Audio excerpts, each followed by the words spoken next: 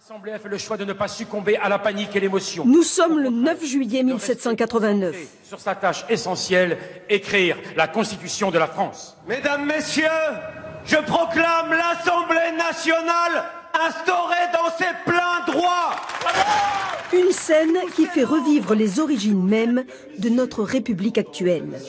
Dans cette pièce, tout est mis en œuvre pour souligner les ressemblances saisissantes entre notre époque et la période révolutionnaire.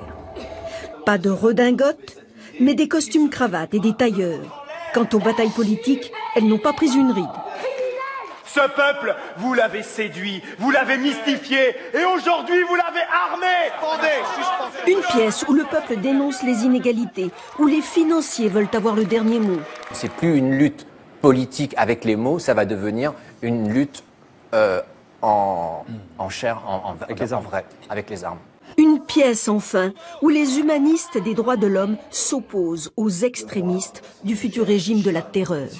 On a souvent le sentiment que la Révolution, c'est de la vieille histoire, avec des problèmes qui ont été réglés, la noblesse, tout ça. Mais en fait, quand on va un petit peu au-delà de ces grandes généralités, on se rend compte que les confrontations de ce moment sont, à peu de choses près, des questions qui sont toujours en débat, en dialogue aujourd'hui, et c'est assez surprenant. La salle de spectacle elle-même est transformée en hémicycle. C'est un lieu d'expérience possible, c'est à ça que je travaille, pour le spectateur, quand il est pris dans ce processus, dans ce moment-là.